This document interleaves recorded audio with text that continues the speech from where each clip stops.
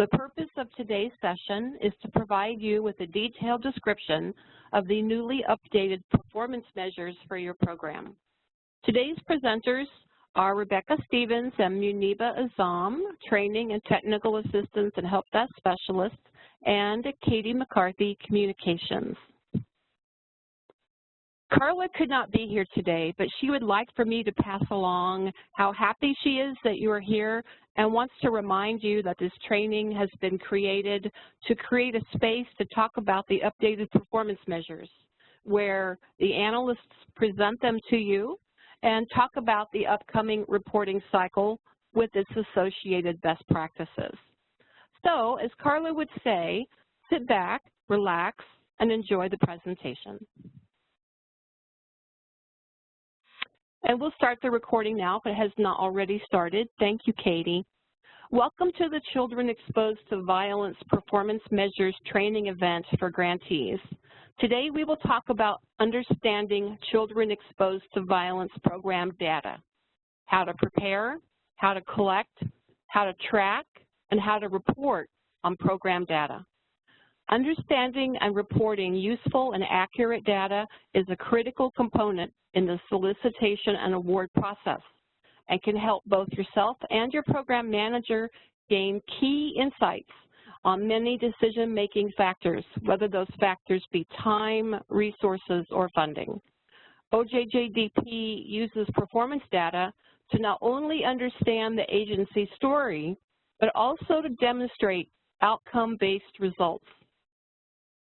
In this training session, we will go over the revised performance measures, and we will discuss collecting and sharing information to help all of us better understand how well the Children Exposed to Violence program is operating on the ground. To make this session as interactive as possible, please use the WebEx chat to respond to any questions that you see on the screen. So, for example, answering the question on your screen here helps us better understand you and your needs around collecting, tracking, and/or reporting data. So, what is your biggest issue with collecting, tracking, and/or reporting data? We will give everyone a minute to type their response. Please go ahead and type in the chat box now.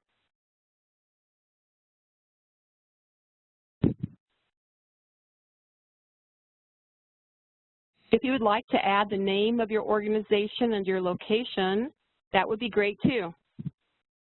We want to know and we appreciate your response. What is your biggest issue with collecting, tracking, and reporting on data?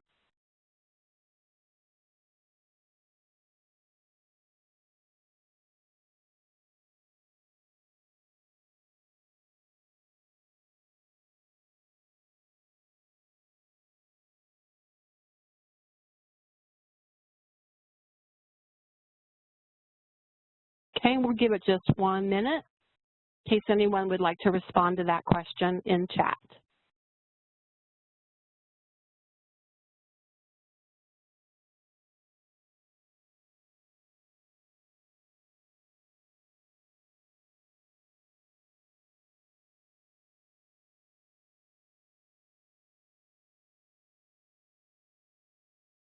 Okay, doesn't look like we have anyone responding. We can carry on. We'll move to the agenda, thank you. The agenda for today includes the following program overview: performance measures, collecting and tracking data and best practices, reporting data and best practices, as well as reporting in a pandemic and what to do with personally identifiable information, or PII, will be presented. Lastly, we will review key documents and resources. As we progress through the training, all websites mentioned during the training will be presented to you in chat and also provided to you in your copy of the presentation that will be emailed to you later this week. The objectives for today include understanding what the performance measure updates are for your program, understanding the need for a data collection plan for the data you collect between July 2021 and December 2021 and then report January 2022, and gain understanding of the performance measure reporting due dates. The due dates, as you know, are twice a year, July 30th and January 30th. And lastly, you will understand where to find supporting resources. Now, in the showcase session we conducted last April, we talked about the newly updated performance measures as outlined in your solicitation or award and located at the OJJDP ojp.gov website.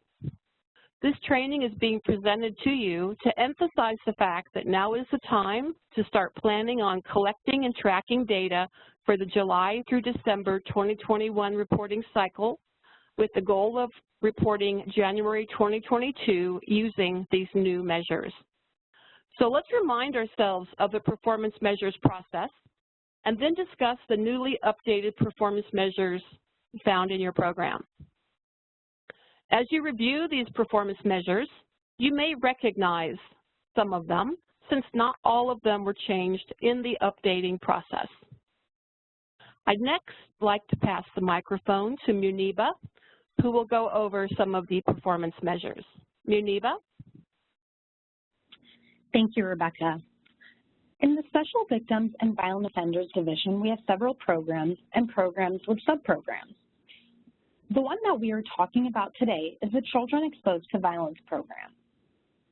About 3 in 5 children reported experiencing violence at least once during the previous year, with violence falling under physical assault, sexual victimization, maltreatment, property victimization, and witnessing violence.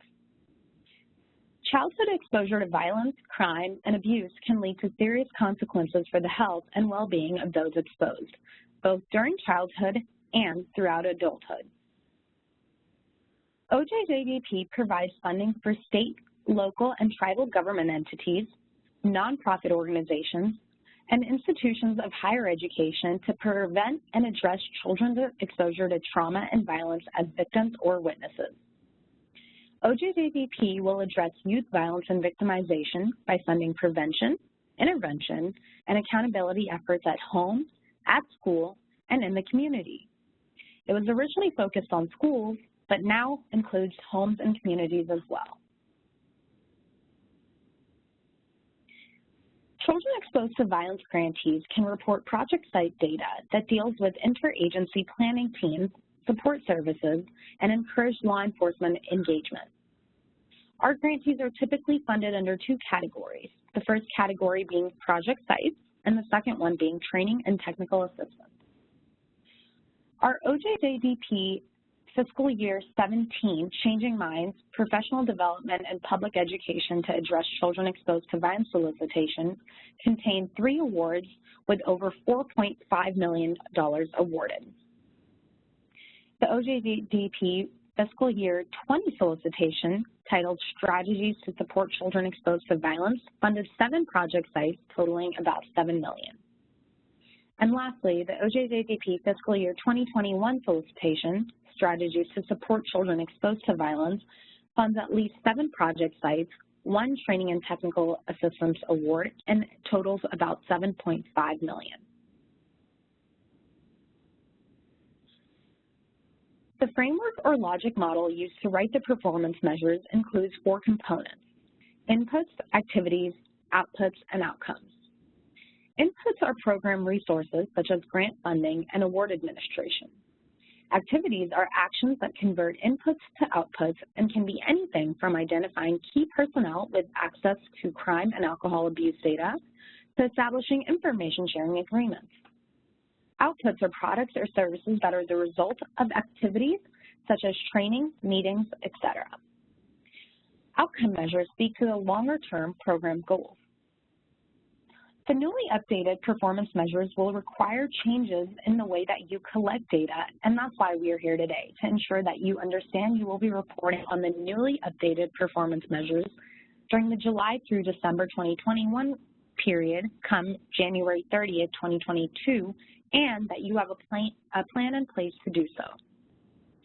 The performance measures document the progress that you have made in accomplishing program goals and objectives by collecting data on grantee activities and services. Remember, Regular reporting on performance measures outcomes establishes your program's growth. You can also find your program's performance measures online on the OJJDP.ojp.gov website.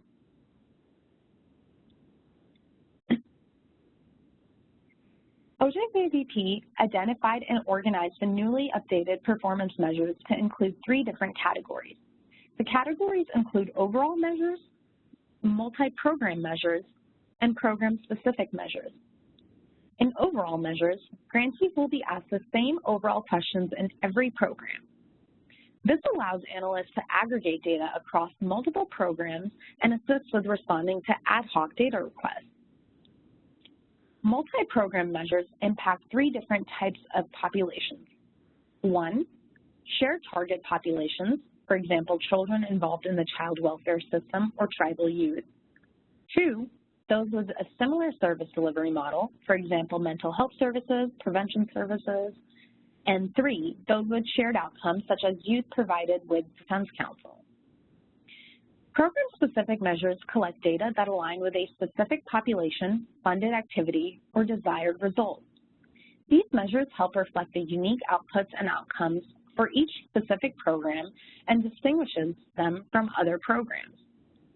Program-specific measures also help track the progress of individual programs over time.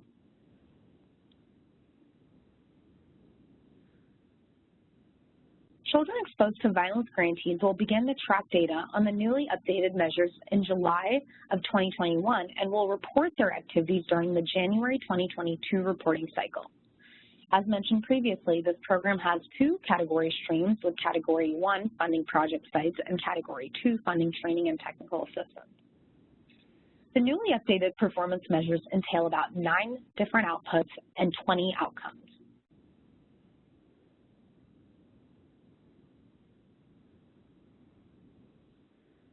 Next, let's look at the performance measures for this specific program.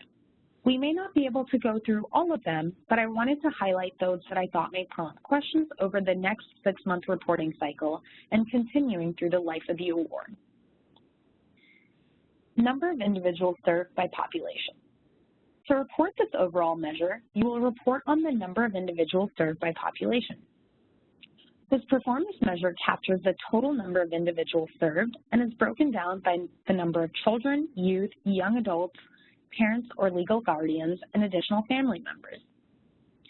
Since OJJDP funding is targeted to serve children and youth, the various categories of individuals served help OJJDP isolate the true number of children and youth served. This measure also captures the number of individuals who were carried over and the number who were new admissions during the reporting cycle to help avoid duplication. Percentage of eligible individuals who exhibited improved traumatic stress symptoms. A traumatic event is a violent, dangerous, or frightening event that poses a threat to an individual's life. Individuals exposed to trauma can develop a variety of symptoms such as anxiety, behavioral changes, difficulty forming attachments, nightmares, academic difficulties, sleeping or eating disorder, and emotional or physical symptoms. This performance measure is calculated by A, the number of individuals who receive services for traumatic stress, and B, the number of eligible individuals who exhibited improved traumatic stress symptoms.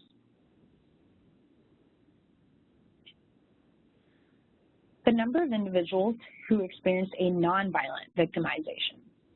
Nonviolent victimization is defined as an individual impacted by an event directly or as a witness that does not involve an attack or threat of attack on an individual, such as burglary.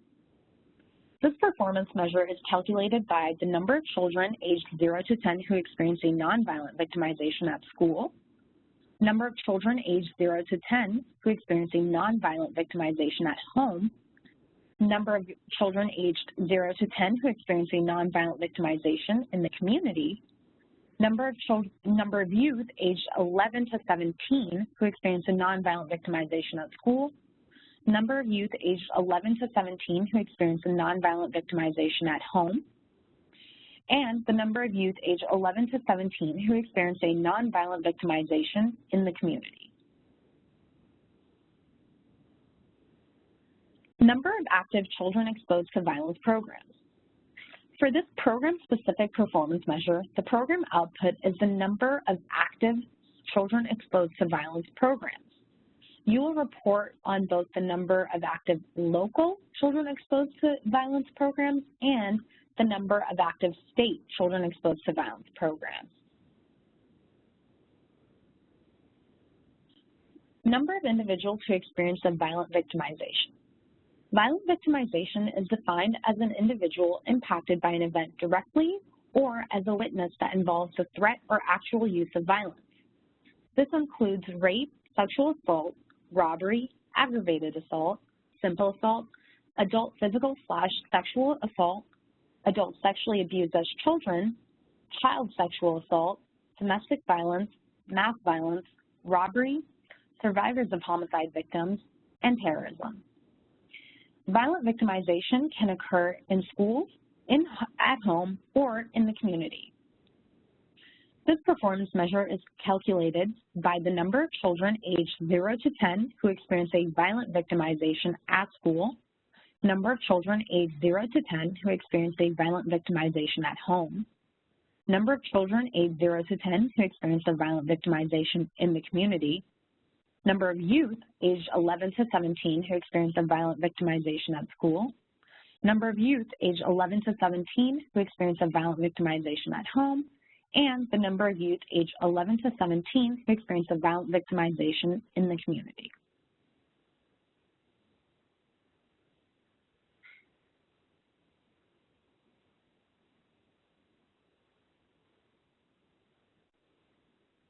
Percentage of individuals who experience a substantiated or indicated case of maltreatment. Definitions of maltreatment vary by state, but 4 types are generally recognized: physical abuse, sexual abuse, neglect, including educational neglect, medical neglect, and other forms, and emotional maltreatment. Substantiated cases are when state law or policy supports an allegation of maltreatment or risk of maltreatment. Indicated cases are when an allegation could not be substantiated, but authorities have reason to suspect maltreatment or the risk of maltreatment. This performance measure is calculated by the number of individuals who experienced a first-time substantiated or indicated case of maltreatment and the number of individuals who experienced a subsequent substantiated or indicated case of maltreatment. Now that we have reviewed these performance measures, I'm going to pass it back to Rebecca to review some other resources. Thank you, Rebecca. Thank you, Muniba. Yes, we have a scenario for you to consider. And yes, now that you've reviewed the newly updated program-specific performance measures for your program, we have a question for you. Brenda Soka, a new Children Exposed to Violence grantee, has just received the newly updated performance measures, attended this learning event, and is sitting at her desk wondering how to get started. What would you recommend Ms. Soka do to prepare for data collection? And that's from July to December 2021 and reporting in January 2022. Please respond in the chat box. Thank you.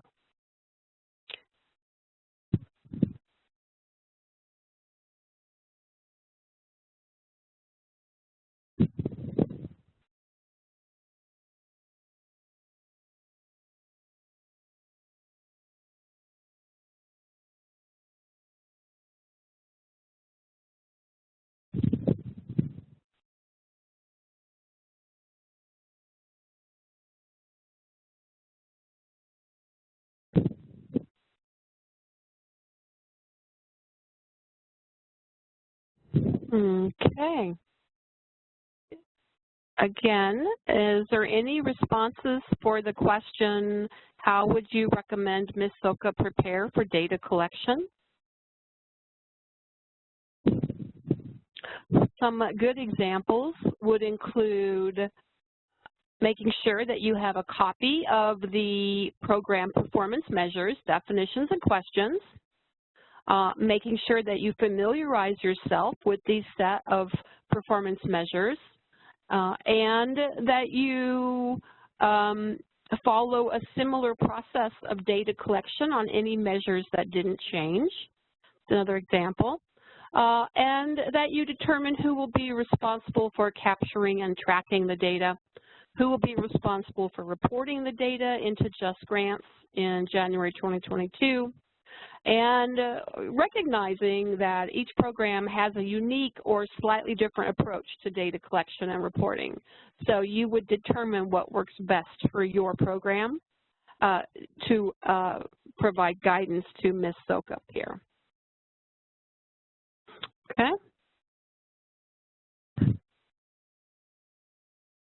Is there any other suggestions for Ms. Sokup before we proceed?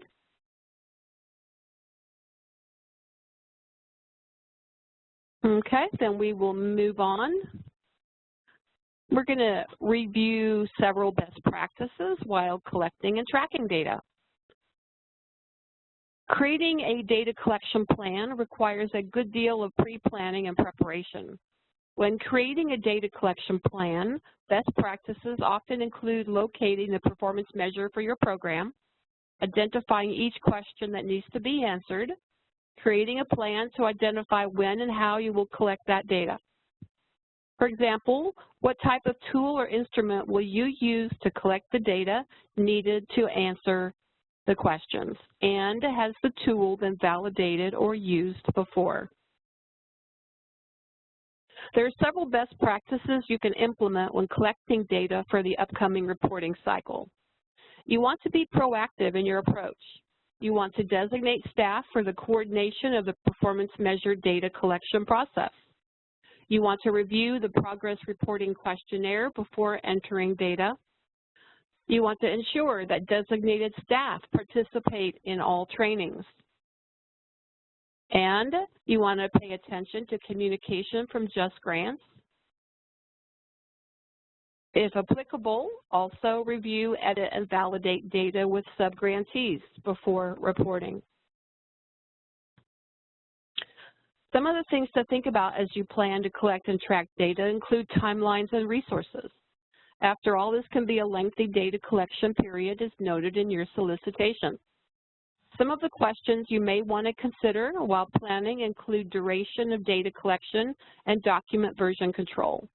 Does your plan include a beginning, a middle, and an ending? How will you manage documents over that time period? Will you track them using an Excel spreadsheet, for example? Regarding location and access, how long will you store the data? Who will have access to it? And if it is stored on a shared drive, who is given permissions and how? Lastly, how will changes be communicated? How will data be validated and edited if applicable? These are all things that you would want to consider while creating your data collection plan. We're going to review several best practices during reporting. In the January 2022 reporting cycle, you will be reporting on the newly revised performance measures and narrative questions. Narrative questions provide you with the opportunity to answer or address these topics. What do the numbers you report on in your performance measures actually mean on the ground? How does your work impact your community? You want to use the narrative to walk the reader from the numeric output to the tangible outcome. And you want to use the narrative carefully with specific and detailed concrete examples that illustrate your point. A narrative doesn't have to be lengthy. A narrative can be short. For example, we have the community-based violence program narrative example here on the screen, and you can see that we have a nice summary narrative here. Other things to think about, including in your narrative, could be providing evidence to support conclusions. What has funding allowed you to do that you could not do prior to receiving funding? And include words like COVID-19 and pandemic when explaining COVID-19 adjustments to the program. Let's discuss best practices for reporting. Common issues arise since you are required to respond to every question.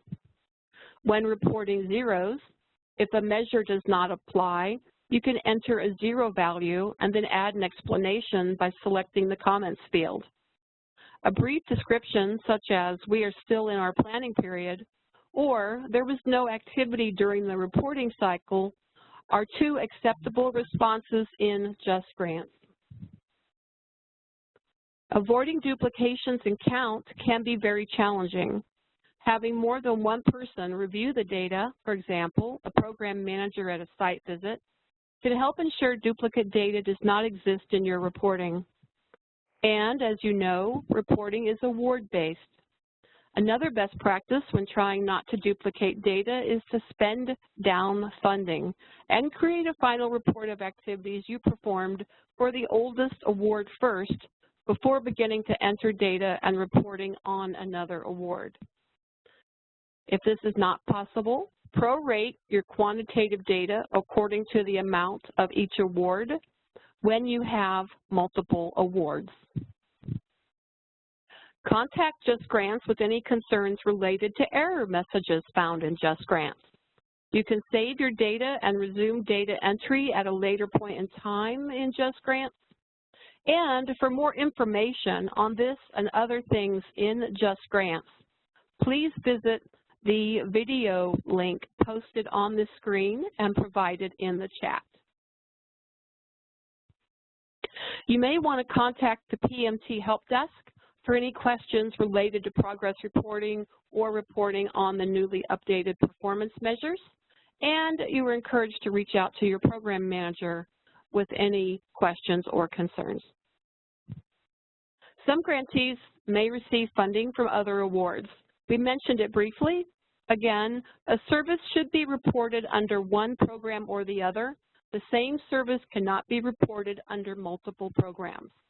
If you have difficulty tracking services for each specific award, work with OJJDP program managers to identify an appropriate method for prorating all services to allocate numbers to each award. This session only focuses on January 2022 reporting. For this July 2021, all discretionary awards will start collecting data on the updated performance measures. You will be reporting on the activities that occurred between July and December 2021 in January 2022. Discretionary awards reporting deadlines are July 30th for the reporting period January 1st through June 30th, and January 30th for the reporting period July 1st through December 31st. Collecting and tracking data that contain personally identifiable information, also known as PII, should be done with considerations towards the Privacy Act of 1974. Broadly stated, the purpose of this act is to balance the government's need to maintain information about individuals with the rights of the individual to be protected against unwarranted invasion of their privacy. In accordance with this act, you want to collect only the data you need. If you are using printed materials, you want to keep sensitive PII in locked desk drawers, file cabinets, or similar locked enclosures. And when using sensitive PII, keep it in an area where access is controlled and limited to persons with an official need to know. Reporting in a pandemic. You should complete progress reporting to the best of your ability and submit it before the deadline. Every progress report form includes a narrative field or multiple narrative fields where you can provide additional information about the data. Use that space to explain any incomplete or missing data. You're encouraged to use the narrative fields that ask for additional information about the effectiveness to describe COVID-19 related adjustments to programming, for example, and other activities not captured elsewhere on the form. If you cannot provide accurate counts for numerical progress report fields because project partners do not have access to files, you should leave those fields blank rather than providing an estimate. As a best practice, you want to communicate setbacks and successes through the use of progress reports as well as with your program specialist. So, how do you report on activities now that they've been shifted to online remote platforms and when you have not been collecting detailed data on victims served like you did in face-to-face sessions? The short answer here is to do the best you can and make very good use of those narrative fields. I'd like to pass the microphone to Muniba, who will discuss various resources at your disposal and where to go for assistance. Muniba? Thank you, Rebecca. Now we'll briefly go over resources and where to find additional assistance.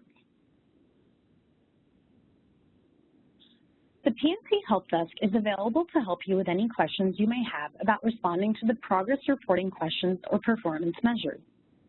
You can contact us by calling the number on the screen or emailing ojjdp@ojp.usdoj.gov. For a faster response, we highly encourage you to email the Helpdesk. The OJJDP PNC Helpdesk contact information is available on the screen. Our office hours are Monday to Friday, 8:30 a.m. to 5 p.m. Eastern Time, except for U.S. federal holidays. The PNC Helpdesk returns emails and phone calls within 24 hours, so please don't hesitate to leave a voicemail or email even after business hours.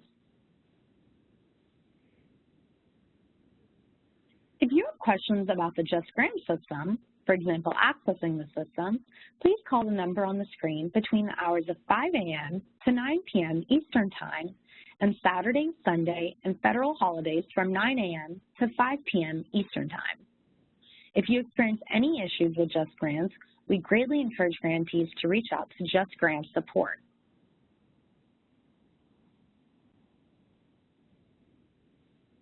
JustGrants information, such as instructions on locating, completing, and submitting performance reports in JustGrants, can be found on the ojjdp.ojp.gov website or by viewing the video available on the screen. You can also log into JustGrants at justgrants.usdoj.gov. Thank you. Now back to you, Rebecca. Thanks, Muniba. Let's take a moment to reflect on what was presented. First, we discussed each of the program-specific performance measures, noting the specific instances where data would need to be collected and the type of data that you would need to collect. Next, we learned about best practices for planning, collecting, tracking, and reporting on data for the July through December 2021 reporting cycle. So what's next? Next steps include the opportunity we currently have to collect data that will inform change down the road. On our part, those changes come in the form of an editable feedback form. You'll be receiving a fillable feedback form that you are requested to complete and return to the PMT Helpdesk once you have familiarized yourself with the newly updated performance measures. There is one form per performance measure with plenty of room for narrative. Providing us with feedback on the newly revised performance measures gives us the information we need to fully understand your needs or those challenges you face implementing that measure. Thus, collecting your feedback now on the newly revised performance measures informs the refresh cycle 1 year after the 1-year pilot has occurred, and we have identified those changes or updates that need to occur. But for now, no planned changes to the performance measures are being considered, and we would request that you do not make any changes to any of the documents posted online or provided in training sessions. And this concludes today's session.